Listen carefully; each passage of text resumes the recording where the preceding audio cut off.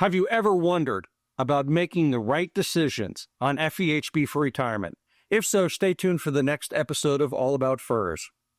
Hi, I'm John Raleigh, Certified Financial Planner with All About FERS, and today we're going to review questions from Diana. Diana writes, "Hey, I've been watching your videos and getting super helpful information. I'm getting enrolled with Medicare and I'm a bit confused. I'm not sure how or when to enroll, what to do about FEHB, or which Medicare options are best for me. I couldn't find a clear guide anywhere, so I appreciate it if you could do a quick explanation. Thanks so much." Well, Diana, let me start by throwing out 3 great resources that are available to you that you go back and review after this video. First of all, at Medicare.gov, the official Medicare enrollment guideline. It's got wonderful information in it. At OPM.gov, the FEHB and Medicare for Retirees Guide is also filled with information. And at Plan Your Federal Retirement, the educational resources for FERS employees, also an amazing group of information there for you. So take a look at those after the video. So let's start answering our questions by reviewing when to enroll. Federal employees approaching retirement often ask how Medicare fits into their FEHB. How do you need them? Do you need both? When should you enroll? How much or how can you avoid the penalties associated with it if you don't enroll in a timely manner? So let's start and review when to enroll. Federal employees approaching retirement often ask how Medicare fits in with their FEHB coverage. Do you need both? When should you enroll? How do you avoid penalties that you keep hearing about? Let's start by going to the base. What is Medicare?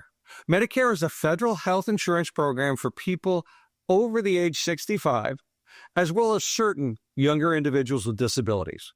Medicare includes several parts. Medicare Part A, which is hospital insurance, and normally is premium-free. Medicare Part B is medical insurance, and you pay a monthly premium for that service. Medicare Part C is known as Medicare Advantage, and there are plans offered by private insurance companies to enhance your coverage.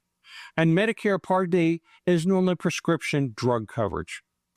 Most federal employees focus on Parts A and Parts B, and that's because FEHB typically provides comprehensive drug coverage, making Part D unnecessary in most cases. So let's start with step 1, know when to enroll in Medicare. Now, when you turn 65 and still working, if you're still employed and covered by FEHB through your federal job, you can delay enrolling in Medicare Part B without a penalty. You're not required to enroll in Medicare until you retire or lose FEHB coverage from active employment. Does that mean you should still enroll in Part A, which is the hospital coverage? Since it's usually free and may help reduce some of your out-of-pocket costs, it makes sense to enroll in Part A in most cases.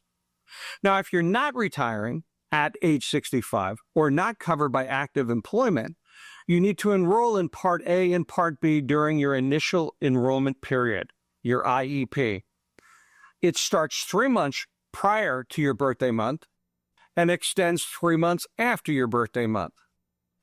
There is a big pitfall I need you to note. If you delay enrolling in Part B and don't have FEHB through active employment, you could face permanent late penalties. There is a big pitfall. If you delay Part B and don't have FEHB through active employment, you could face permanent late enrollment penalties on your premiums. Don't fall into this pitfall. Step 2 is coordinate Medicare with FEHB. One of the biggest advantages for federal employees is the ability to keep FEHB in retirement. But how does this coordinate with Medicare? When you retired and enrolled in FEHB and Medicare, Medicare becomes your primary payer and FEHB becomes secondary. This can significantly reduce your out-of-pocket medical expenses, and some FEHB plans actually waive deductibles and co-payments as well as co-insurance if you're enrolled in both Part A and Part B. leads to the question, should you keep both? Many retirees choose to keep both Medicare and FEHB to get comprehensive coverage. However, you can suspend FEHB if you enroll in Medicare Advantage plan or TRICARE if you're eligible, and later return to FEHB during open season. Do not make this mistake. In my opinion, you should never make this mistake.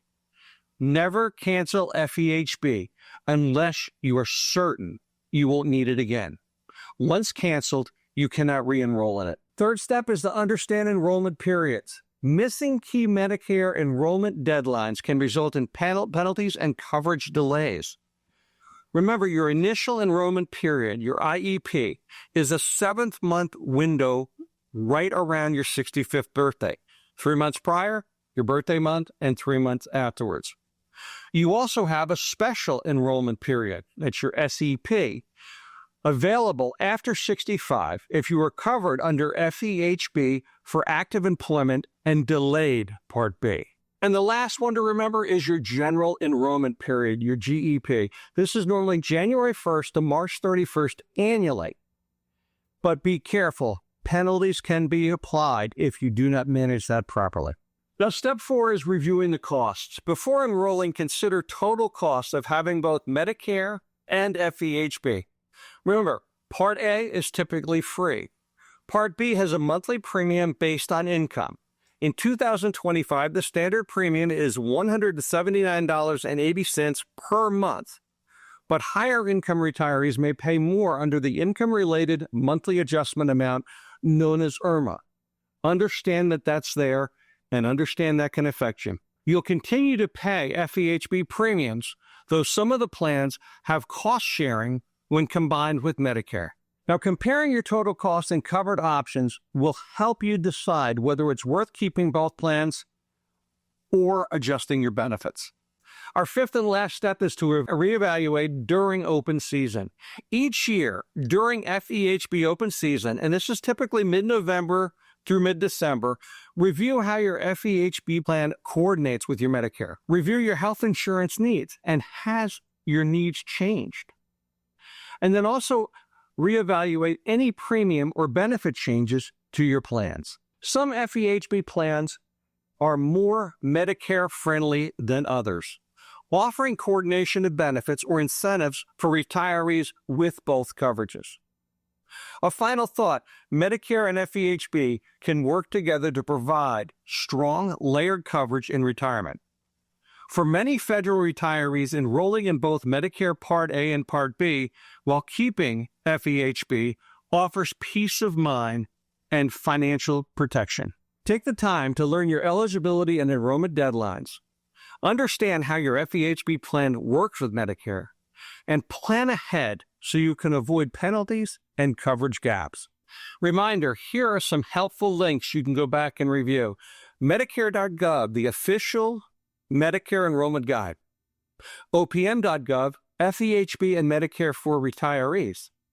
And Plan Your Federal Retirement, educational resource for FERS employees.